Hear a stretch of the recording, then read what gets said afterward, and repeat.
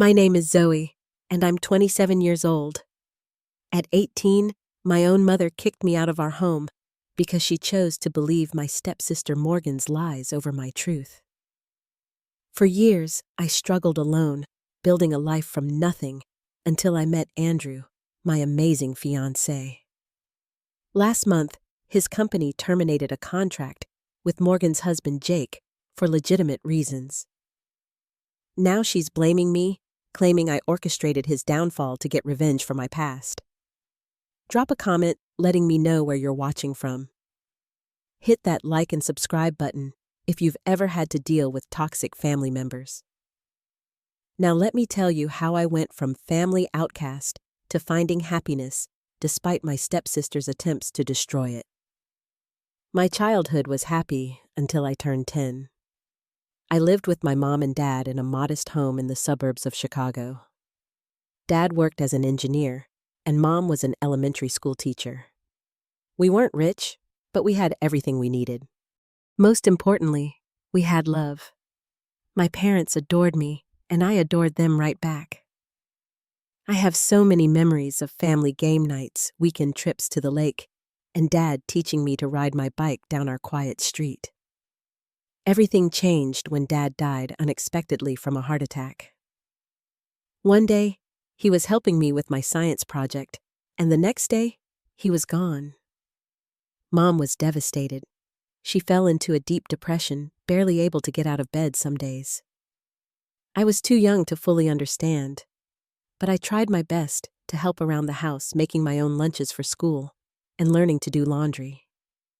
Sometimes at night, I would hear Mom crying through the walls of our home. For almost 2 years, it was just Mom and me against the world. Slowly, she started to come back to life. She returned to teaching full-time and even began to smile again.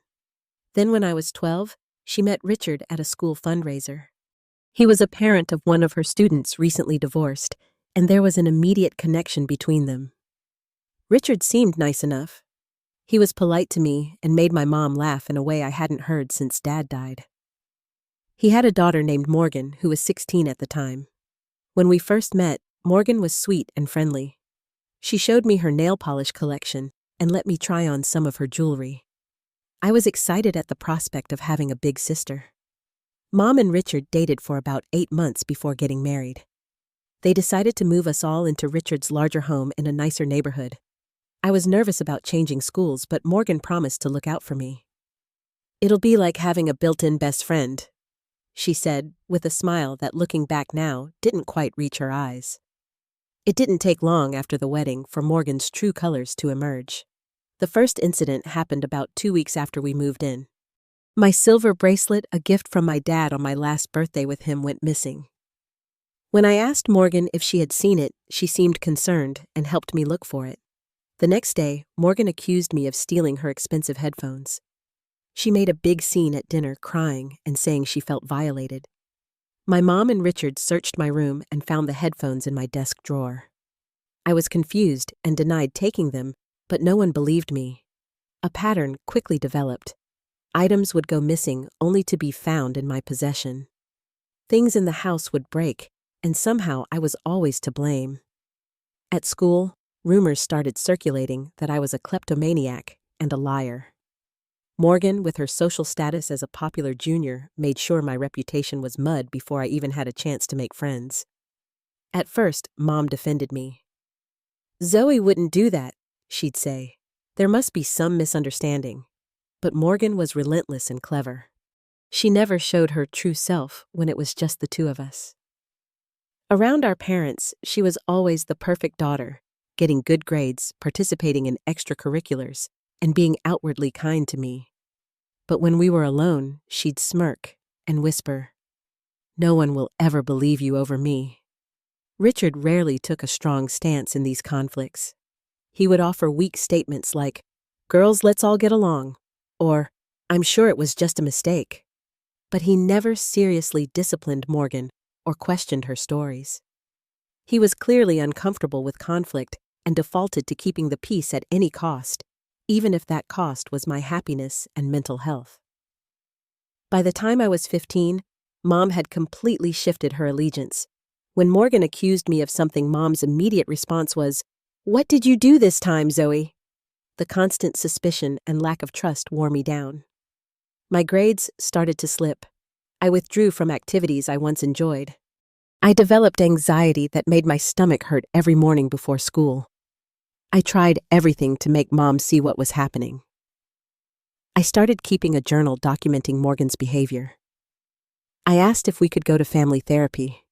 I even set up a camera in my room once, hoping to catch Morgan planting something, but she found it and told our parents I was being paranoid and invasive. The more I tried to defend myself, the more I seemed to confirm their belief that I was the problem. Morgan was the perfect angel who got straight A's and had tons of friends, while I was increasingly viewed as troubled and difficult. The truth was, I was becoming troubled because of the situation, creating a vicious cycle that I couldn't escape. By my senior year of high school, home had become a battleground where I could never win. I started staying late at school and going to the public library until it closed just to avoid being in the same house as Morgan. I counted down the days until graduation, when I planned to go to college as far away as possible, even though I knew my parents wouldn't be able to help much financially. What I didn't realize was that I wouldn't even make it that long under their roof. My high school graduation was supposed to be a day of celebration. Despite the difficult home environment, I had managed to maintain a 3.7 GPA and was accepted to several state universities. Mom and Richard had agreed to host a small graduation party for me at the house. For once, I felt a glimmer of hope that things might improve, that my academic achievement might finally earn me some respect in my own home. The morning of the party, I woke up early to help with preparations. Mom seemed genuinely proud as we set up decorations in the backyard. Richard grilled burgers and hot dogs, and for a few hours it felt almost normal, like we were a real family celebrating a milestone together. Morgan had been surprisingly cooperative, even offering to pick up the cake from the bakery. She was home from her first year of college for the summer and had been slightly less antagonistic recently. I allowed myself to believe that maybe she had matured, that perhaps we could eventually develop a civil relationship. My small group of friends arrived along with a few relatives and some of Mom's colleagues. The party was going well until it was time for gifts. Mom and Richard presented me with a new laptop for college, which I genuinely needed and appreciated. As I was thanking them, Morgan suddenly gasped loudly, drawing everyone's attention. "My bracelet is gone," she exclaimed, looking at her wrist in apparent shock. "The diamond tennis bracelet Daddy gave me for my 18th birthday. I was just wearing it." The pleasant atmosphere immediately evaporated. All eyes turned to Morgan as she made a show of searching around her seat. Richard looked concerned and began helping her look. Mom's expression had already hardened as she glanced in my direction. "When did you last have it?" Richard asked Morgan. "Just before we sat down for gifts," Morgan replied, her voice trembling perfectly. "I noticed how pretty it looked in the sunlight. It's worth over $3,000. I continued opening my remaining gifts, trying to ignore the growing tension. My friend Alyssa squeezed my arm supportively, aware of the dynamics at play. The party limped along for another half hour before guests began to leave, the celebration effectively ruined. As soon as the last guest departed, Morgan turned to my parents. "I think we should check Zoe's room," she said quietly, as if reluctant to make the accusation. "She's been eyeing my bracelet for weeks." "That's ridiculous," I protested. "I haven't been anywhere near your stuff." Mom's voice was cold when she spoke. "Then you won't mind if we look in your room." I followed them upstairs, my heart pounding with a familiar dread. I knew what was coming, but I was powerless to stop it. Sure enough, after a brief search, Richard pulled the diamond bracelet from under my pillow. The very place I would never hide anything if I were actually stealing. "It wasn't me," I said immediately, looking from Mom to Richard. "I didn't take it. Morgan must have put it there." "Stop lying!" Morgan cried, tears streaming down her face. "This is exactly what you always do. You take my things and then deny it. I try so hard to be a good sister to you, and this is how you repay me on your graduation day." Mom's face was a mask of disappointment and anger. "I can't believe you would do this today of all days, Zoe, after everything we've done for you." "I didn't do anything," I insisted, my own tears starting to fall. "Morgan is setting me up just like she always does. Why can't you see that?" Richard stood awkwardly in the doorway, the bracelet in his hand. "Maybe it was just a misunderstanding," he offered weakly. "There's no misunderstanding," Mom snapped. "This has gone on long enough. Zoe, I want you to apologize to Morgan right now and admit what you did." I stood my ground, shaking my head. "I won't apologize for something I didn't do.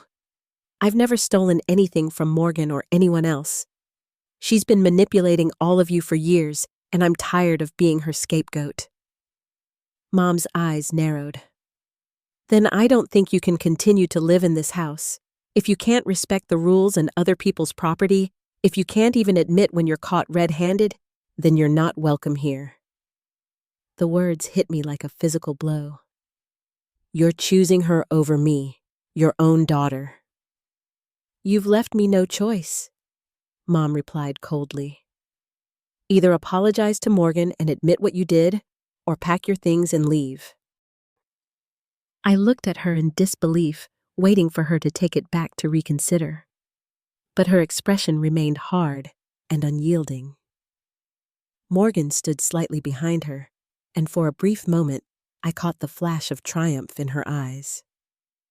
"Richard," I appealed to my stepfather, "you know this isn't right." Richard looked uncomfortable, glancing between his wife and daughter.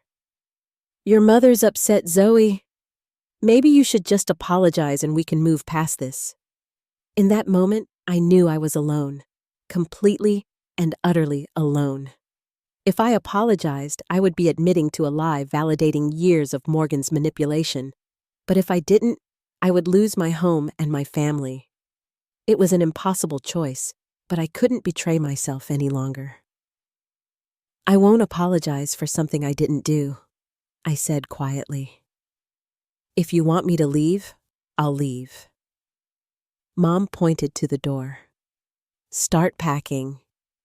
With shaking hands, I pulled out my suitcase and began filling it with clothes books and personal items.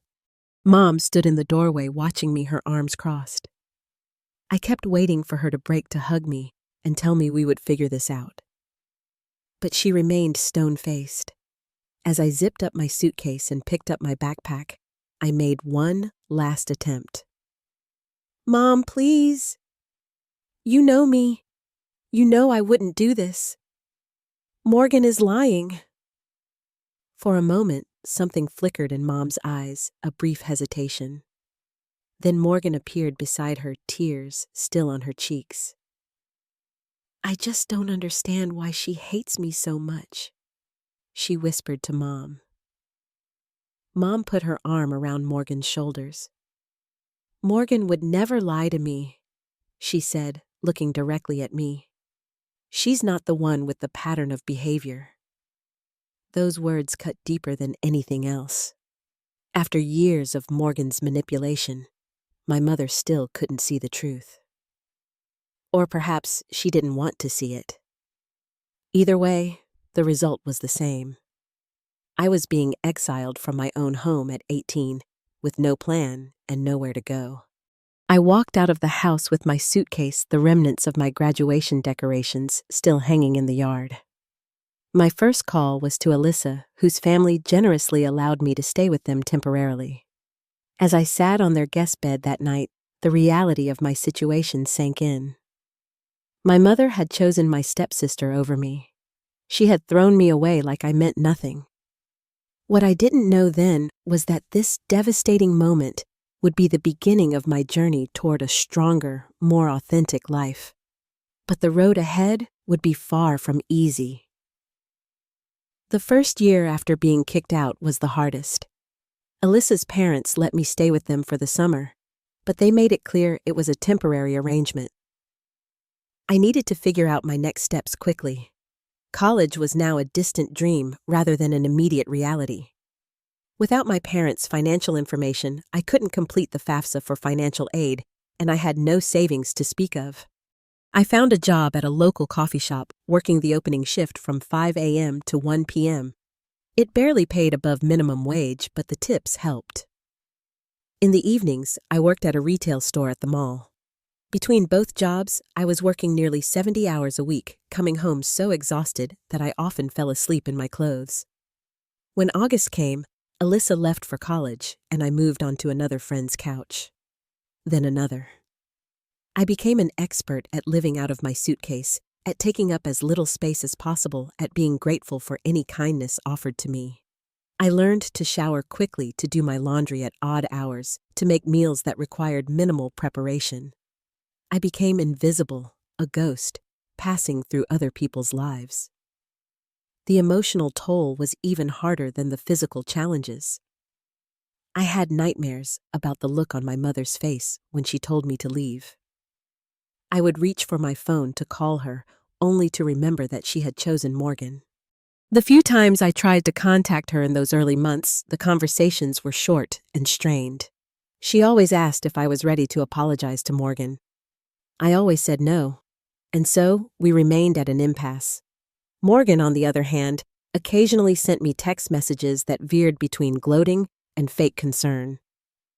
"Mom's really upset about what you did," she would write. Or, "Everyone's doing great here without all the drama you caused. Sometimes, you could come home if you weren't so stubborn."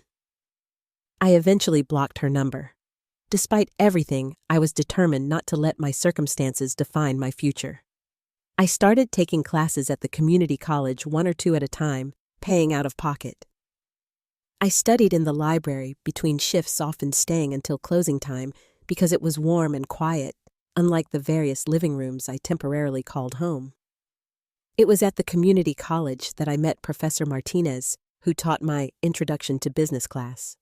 She noticed my work ethic and the quality of my assignments, and she asked me to stay after class one day.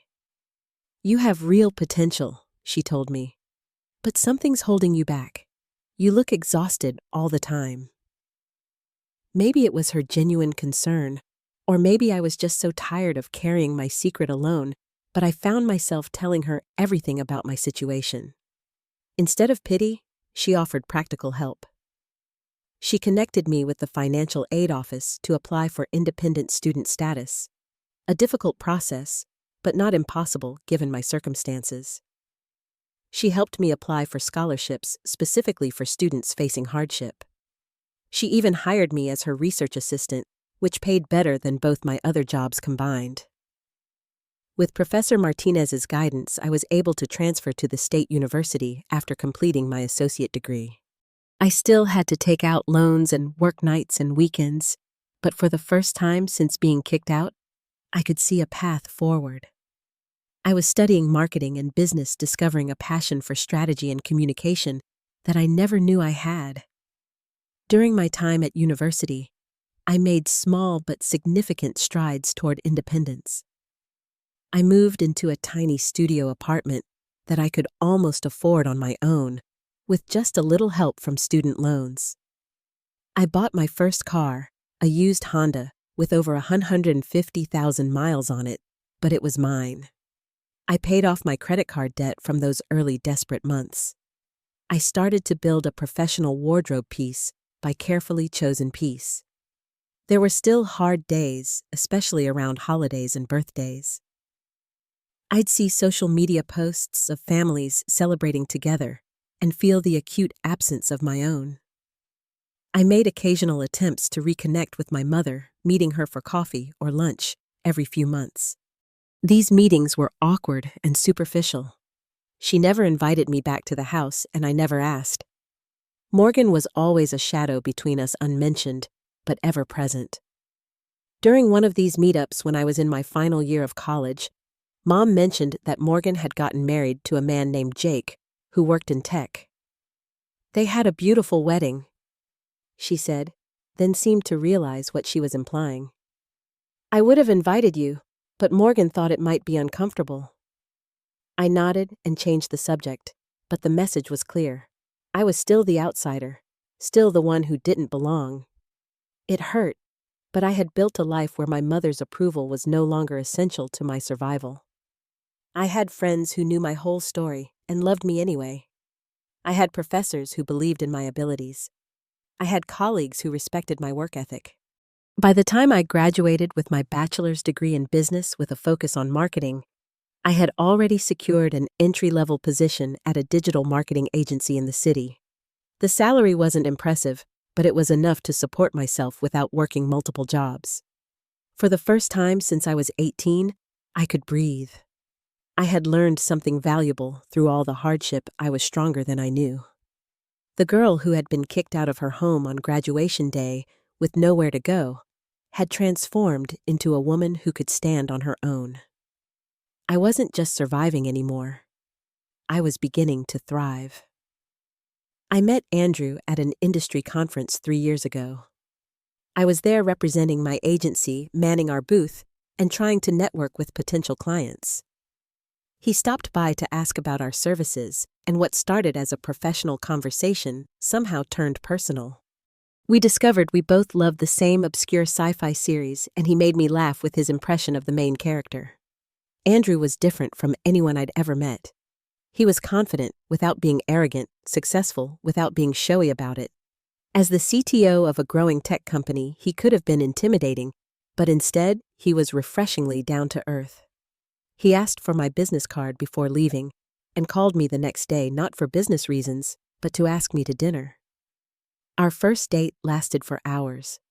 We talked about everything except my family. I had become skilled at deflecting questions about my past, focusing instead on my career aspirations and current interests. Andrew didn't push, but I could tell he noticed the gaps in my story. After several months of dating, I finally felt secure enough to tell him the truth. We were at his apartment cooking dinner together when he casually mentioned calling his mother for her birthday. "You never talk about your family," he observed, not accusingly, just curiously. "Are they far away?" The simple question cracked something open inside me. Before I knew it, I was telling him everything about Morgan's manipulation about my mother, choosing her about being kicked out, and struggling to rebuild my life. I expected pity or discomfort, but Andrew listened with genuine empathy. "I'm so sorry that happened to you," he said when I finished. "But I'm also incredibly impressed by what you've accomplished on your own. You're remarkable, Zoe." His response healed something in me. He didn't see me as damaged goods or a charity case. He saw my strength, and for the first time, I began to see it clearly too.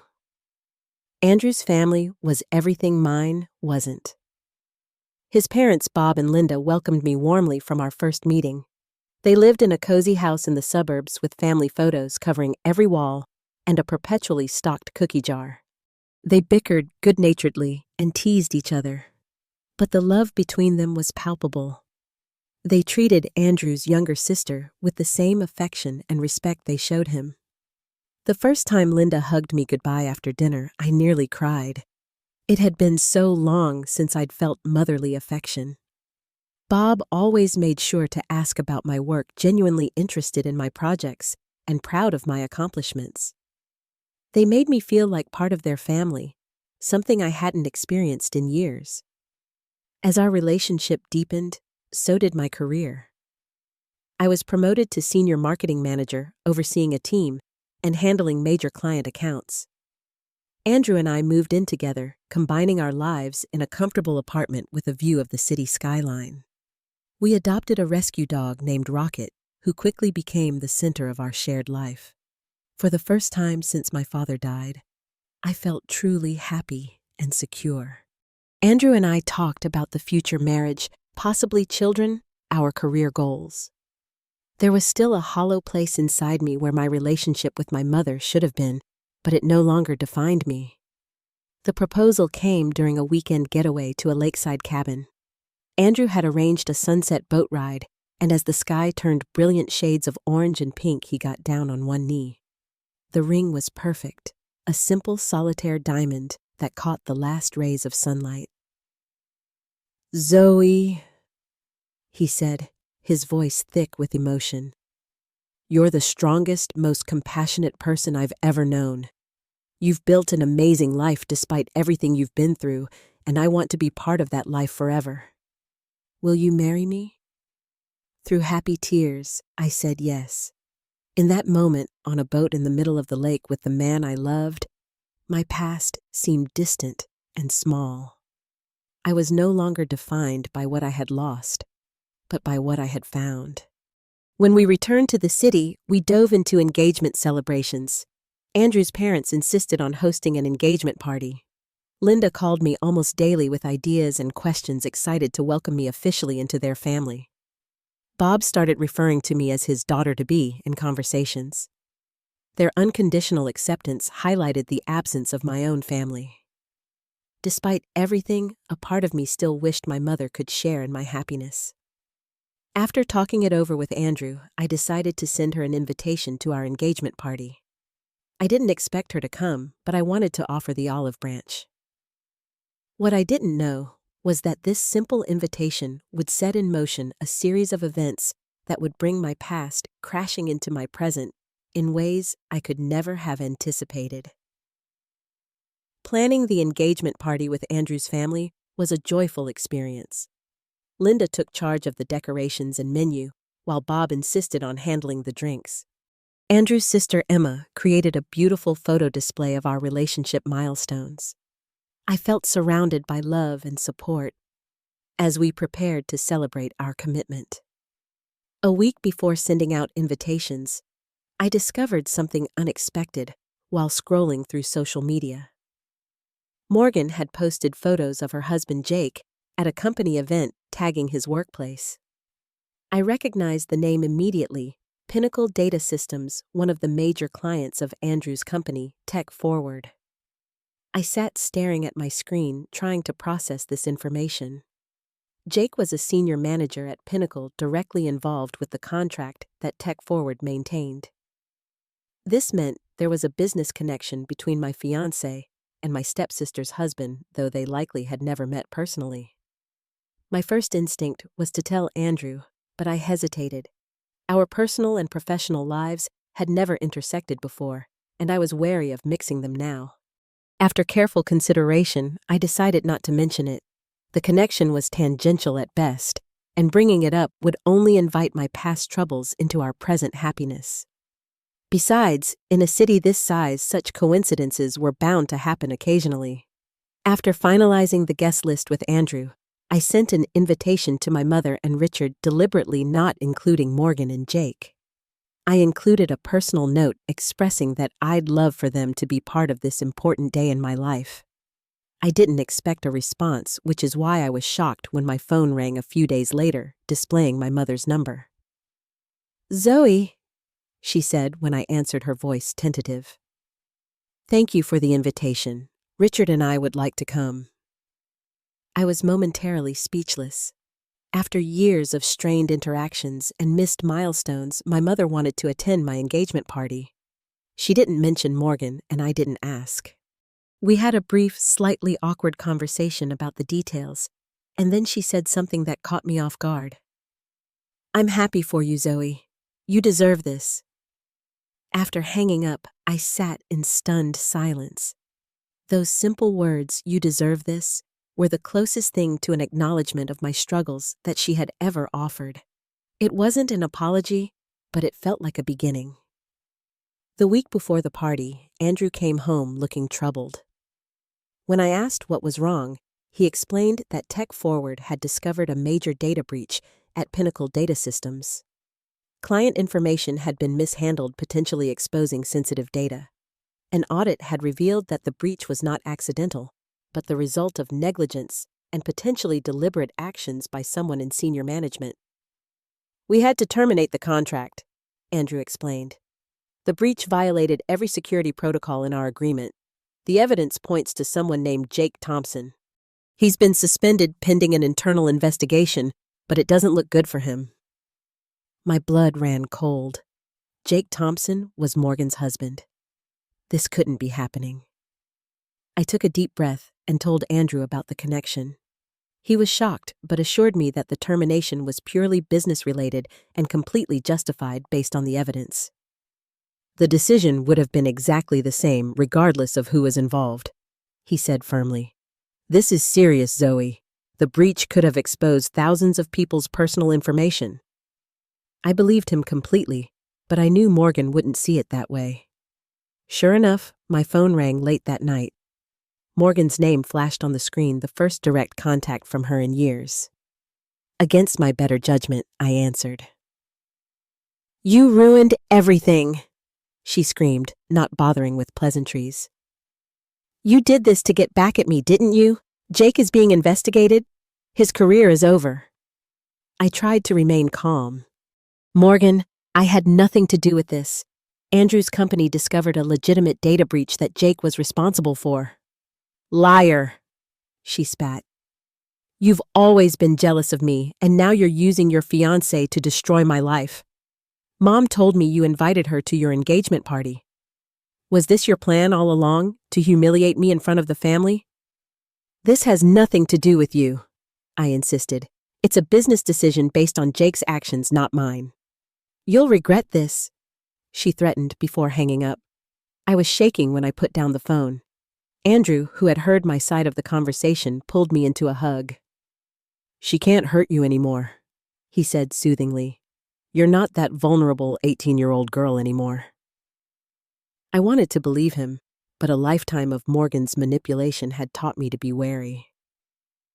When the doorbell rang the next evening, I had a sinking feeling I knew who it was. Morgan stood in the hallway of our apartment building, her face contorted with rage. She had somehow gotten our address, probably from my mother. I reluctantly let her in, aware that having this confrontation in the hallway would only create a scene. How dare you pretend you had nothing to do with this? She demanded as soon as she stepped inside.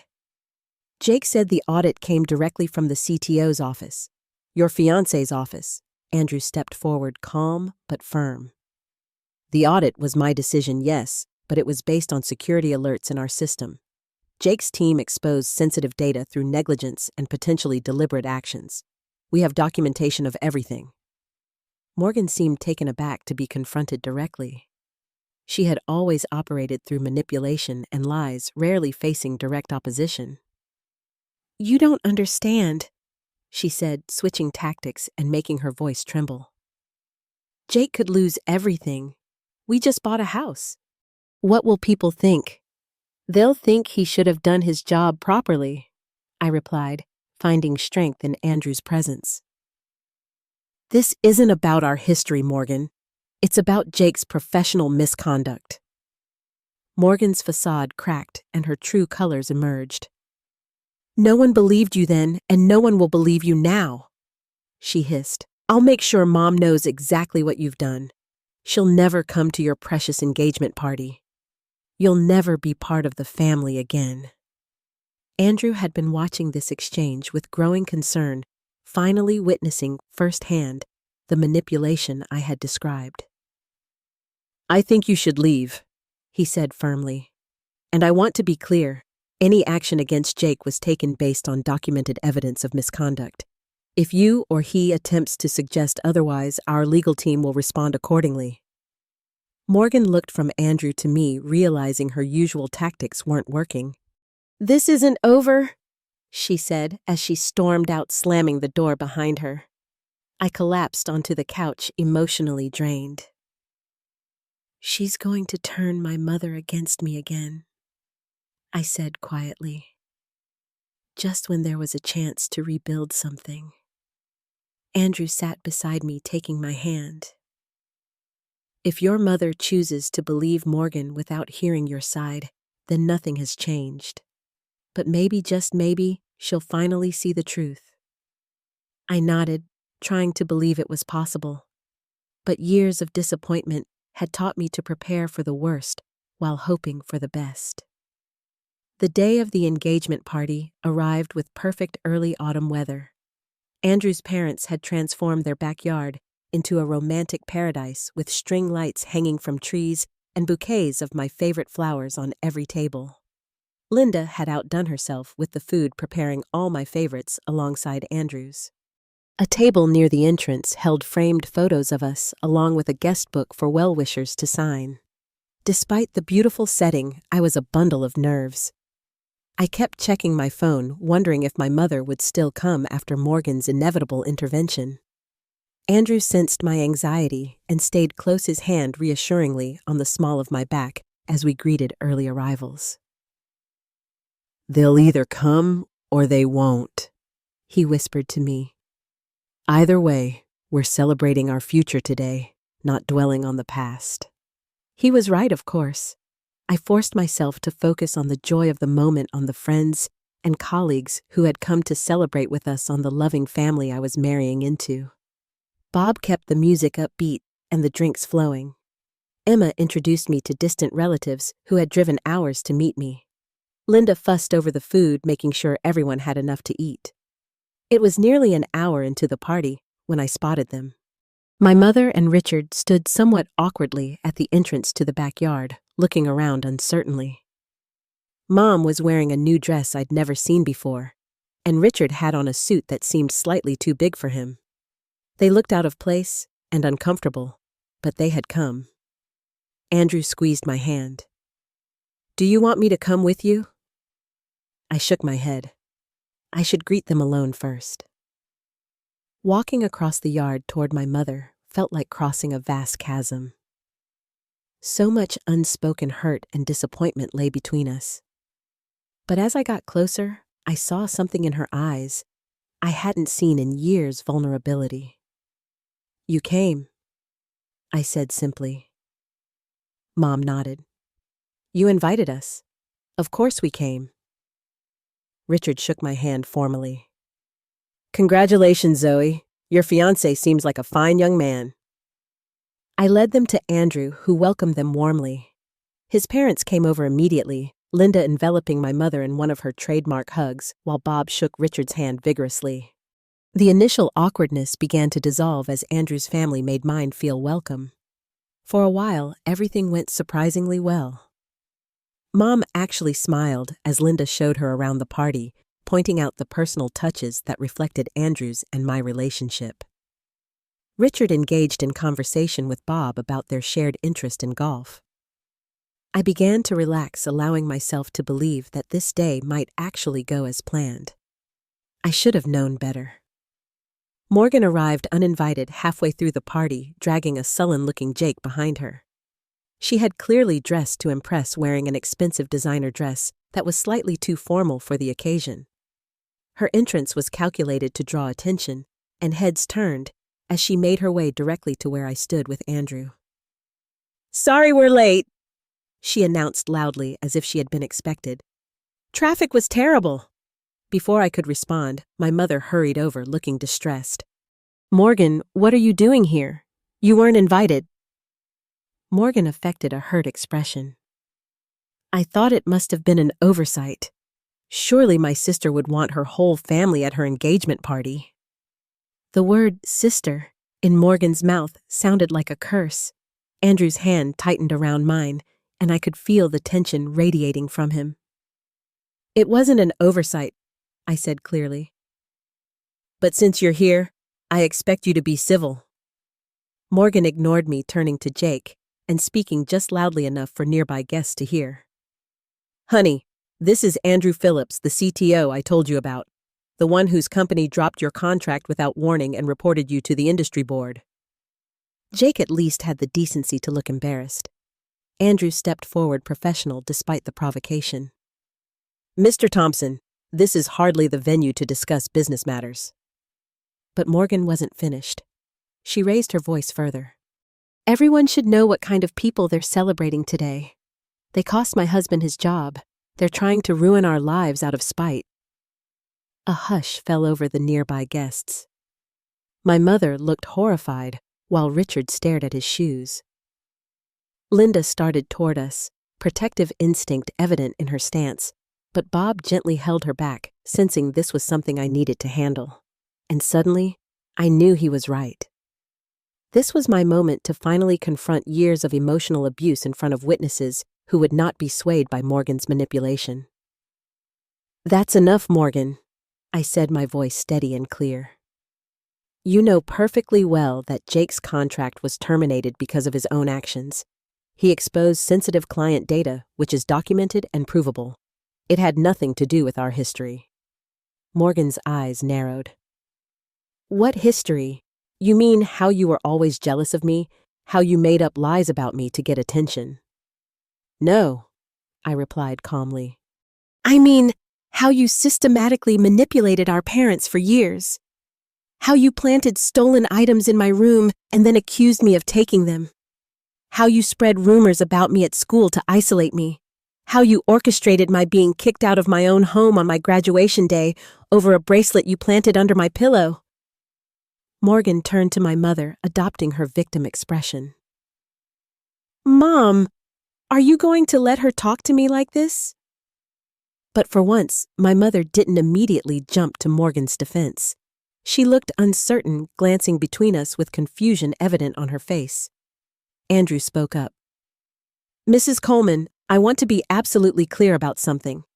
My company terminated our contract with Pinnacle Data Systems based solely on documented security violations.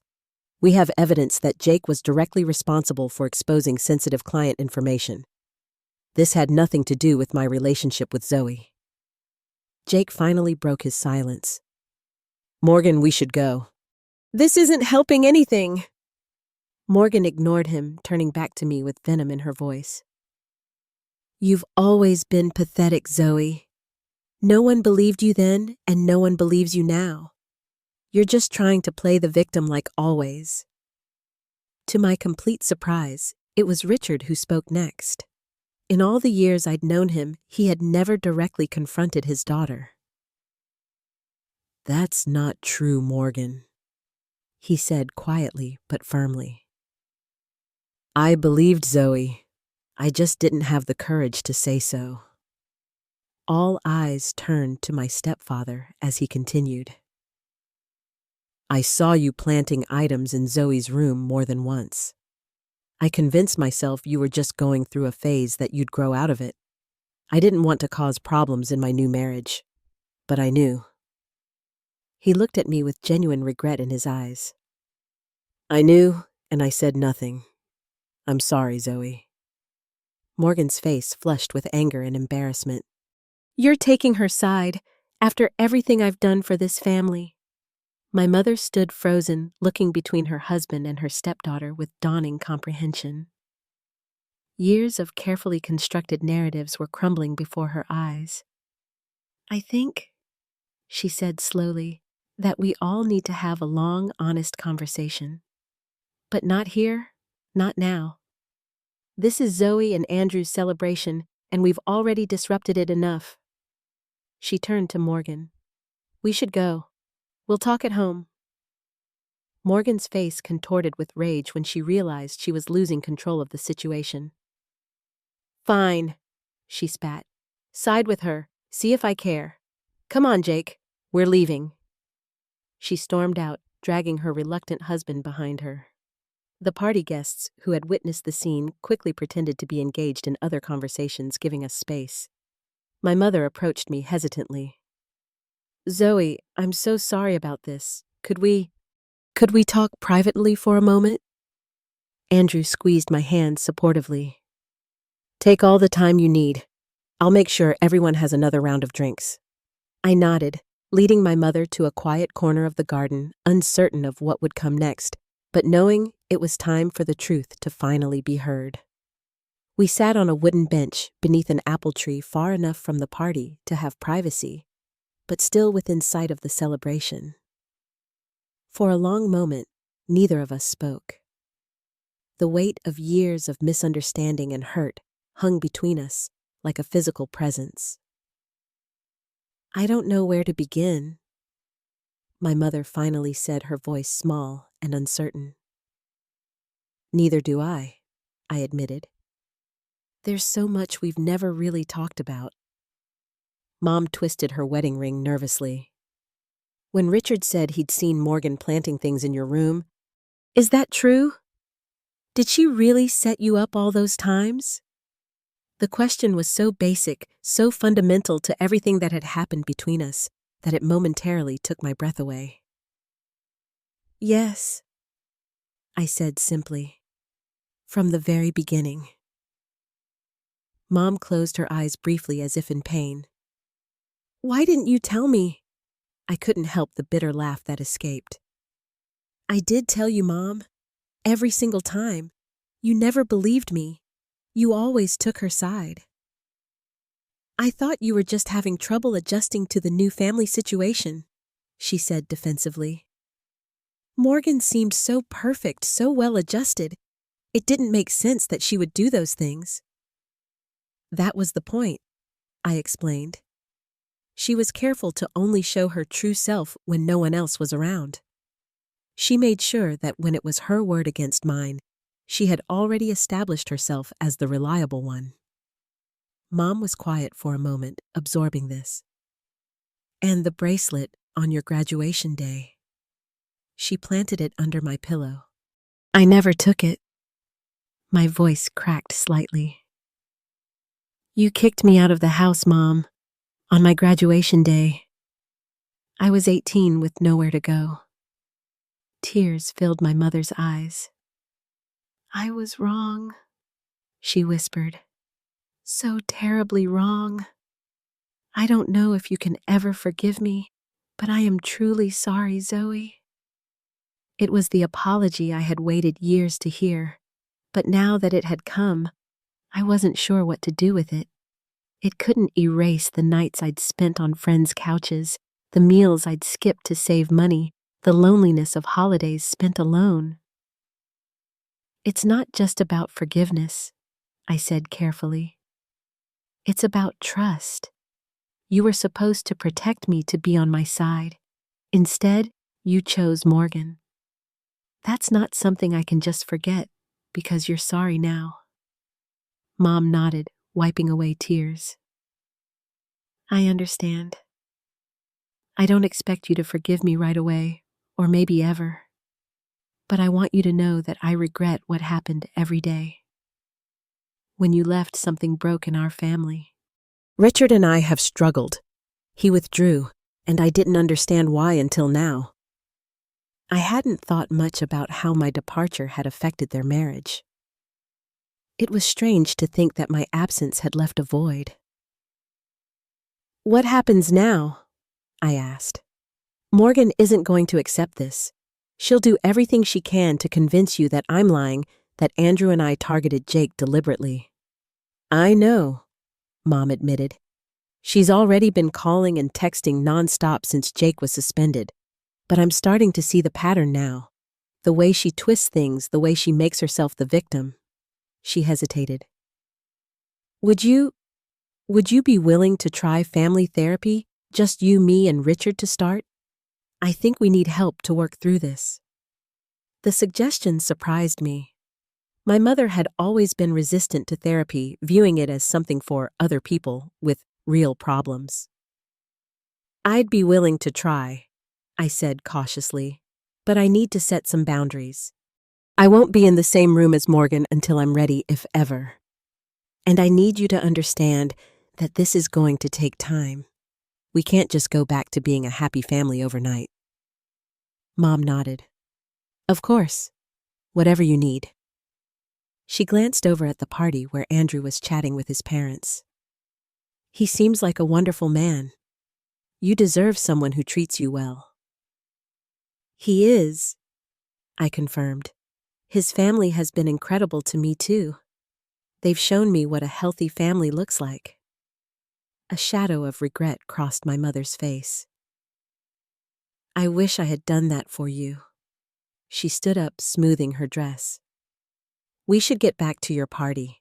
This is your day, and I've already caused enough disruption. As we walked back toward the celebration, Mom added, For what it's worth, I am truly happy for you, Zoe, and proud of the woman you've become, despite everything. The words touched something deep inside me.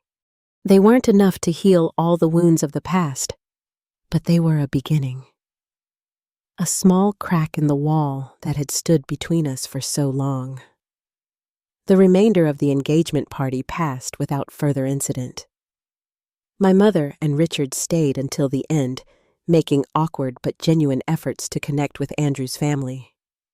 When they left, Mom hugged me a real hug, not the perfunctory embrace we'd shared in recent years. It felt both foreign and familiar at the same time. That night, as Andrew and I cleaned up with his parents, Linda pulled me aside. "I'm proud of how you handled that situation," she said warmly. "Standing up to someone who hurt you takes real courage." "It was time," I replied, realizing the truth of it as I spoke. "I've been running from my past for too long." "Well, you're not running anymore," she said, squeezing my hand. "And you're not alone." Looking around at Andrew and his family, my future family, I knew she was right. Whatever came next with my mother and Morgan, I would face it from a position of strength, surrounded by people who truly loved and supported me. The first therapy session with my mother and Richard was even more difficult than I had anticipated. Sitting in the therapist's office, a neutral space with soft lighting and comfortable chairs, I felt my defenses rise as old patterns threatened to reassert themselves. Dr. Kaminsky, a compassionate woman in her 50s, began by establishing ground rules for our sessions. "This is a safe space for all of you to express your feelings," she explained. "We're here to listen to each other without judgment and to work toward healing, whatever that looks like for your family." When it came time to share our perspectives, the words stuck in my throat. How could I possibly condense years of hurt and betrayal into a coherent narrative? But once I started speaking, it was as if a dam had broken. I told them everything: how Morgan had systematically isolated me, how my mother's constant disbelief had eroded my sense of self-worth, how being kicked out had forced me to grow up overnight. My mother cried through much of my account. Richard looked ashamed, his gaze fixed on the floor. When it was their turn to speak, Mom struggled to explain her blindness to Morgan's manipulation. "After your father died, I was so lost," she said. "When I met Richard, it felt like a second chance at happiness. Morgan seemed so perfect, so put together. I think I wanted to believe we could be an instant family, that everything would just work out. When problems started arising, it was easier to think you were having trouble adjusting than to consider that Morgan might be deliberately causing issues." Richard's admission was even more painful to hear. "I knew something wasn't right," he confessed. "I saw Morgan behaving inappropriately several times, but I convinced myself it was normal teenage rivalry. I was afraid that if I confronted her, she would turn on me too. She's always been difficult. Her mother and I divorced partly because of her behavior, but I couldn't admit that to myself or to your mother. I failed you, Zoe. I failed both of you." Dr. Kaminsky guided us through the difficult emotions that surfaced, helping us recognize destructive patterns and begin the work of establishing healthier communication. By the end of that first session, we were all emotionally drained, but had taken an important first step. As we had expected, Morgan refused to participate in therapy. When my mother tried to discuss the situation with her, Morgan accused her of betrayal and threatened to cut off contact if she continued to take Zoe's side. It was the first time my mother had experienced Morgan's manipulation tactics directly without the buffer of her own denial. "I never realized how she twists everything," Mom told me during our second therapy session. "She makes it impossible to have a rational conversation.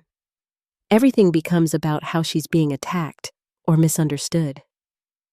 Over the weeks that followed, we continued our therapy sessions while also beginning to rebuild our relationship outside the therapist's office. Mom and I started meeting for coffee once a week, carefully avoiding difficult topics at first, instead focusing on getting to know each other as the people we had become. I learned that she had returned to teaching after taking several years off, finding purpose in working with young children again. She learned about my career in marketing and my passion for mentoring junior team members. Richard made efforts too in his quiet way. He sent me thoughtful emails with articles he thought I might enjoy, or updates about their garden. He attended therapy faithfully and never made excuses for his past inaction. During one session, he revealed that he had started individual therapy as well, working through his own issues with conflict avoidance and standing up to Morgan. As my wedding date approached, the question of my mother's involvement became increasingly pressing. After much thought and discussion with Andrew, I decided to invite her to participate in a limited way. She wouldn't be walking me down the aisle or helping with all the traditional mother-of-the-bride duties. Those honors would go to Linda, who had been there for me when my own mother wasn't. But Mom would have a place of honor in the ceremony, and a chance to be part of this milestone in my life. Meanwhile, the situation with Jake and his company continued to unfold. Despite Morgan's accusations, the evidence of Jake's misconduct was irrefutable. He was eventually fired from Pinnacle Data Systems, not because of any action on our part, but because their internal investigation confirmed what Andrew's company had discovered. Jake had deliberately bypassed security protocols to fast-track a project exposing sensitive client data in the process. Morgan predictably refused to accept this reality. She continued to blame me, sending occasional vitriolic messages that I promptly deleted. Her relationship with my mother deteriorated as Mom finally began to set boundaries and question Morgan's version of events. It was a painful process for my mother coming to terms with how she had been manipulated for years, but it was also liberating for her to finally see the truth. On my wedding day, 6 months after the engagement party confrontation, I stood in the bridal suite surrounded by my closest friends and Andrew's sister Emma, who had become like a sister to me as well. There was a knock at the door, and my mother entered hesitantly, carrying a small box. "You look beautiful," she said, her eyes filling with tears. "I know I don't deserve to be here today, but thank you for including me." I nodded, unable to speak past the lump in my throat. We had made progress, but the wound was still tender, the trust still fragile. "I wanted to give you this." Mom continued, opening the box to reveal a delicate pearl necklace. "It was your grandmother's, and she wore it on her wedding day. Your father wanted you to have it when you got married." The mention of my father gone for so long, but still present in my heart, brought tears to my eyes. I turned so my mother could fasten the necklace around my neck. Our eyes met in the mirror, acknowledging without words all that had been lost and what we were trying to rebuild. The ceremony was perfect. Andrew waiting for me at the altar with love shining in his eyes. Our friends and family gathered to witness our commitment.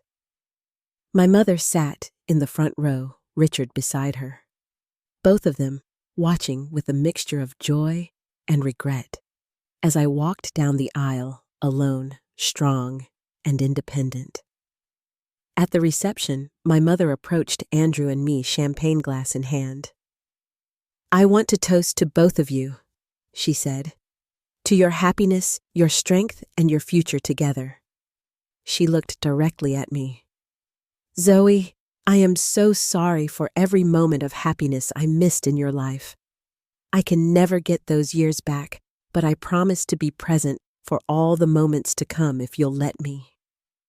It wasn't a fairy tale ending. Morgan was still a toxic presence on the periphery of our lives. The damage done by years of estrangement couldn't be erased by a few months of therapy and good intentions. But standing there with Andrew's hand in mine, surrounded by people who truly cared about me, I felt a sense of peace I hadn't known was possible. I had learned that family isn't just about blood or legal ties. It's about who stands by you when you're at your lowest, who celebrates your triumphs without jealousy, who sees you clearly and loves you anyway. Andrew and his parents had given me that kind of family. And now, against all odds, I was cautiously rebuilding a relationship with my mother on healthier terms. The journey from that devastating graduation day to my wedding day had been long and often painful.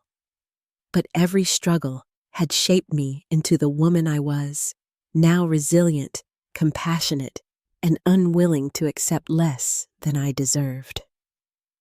I had lost my first family, but found a new one. I had been broken, but had rebuilt myself stronger than before. As I looked around at the celebration, at the life Andrew and I were beginning together, I knew that my story wasn't defined by what Morgan had taken from me, but by what I had created for myself in spite of her.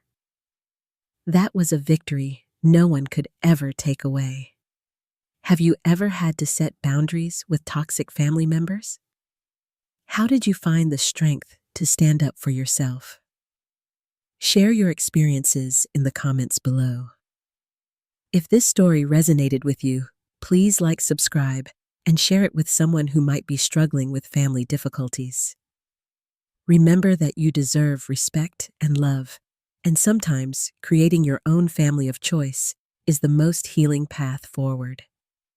Thank you for listening, and I wish you peace and healing on your own journey.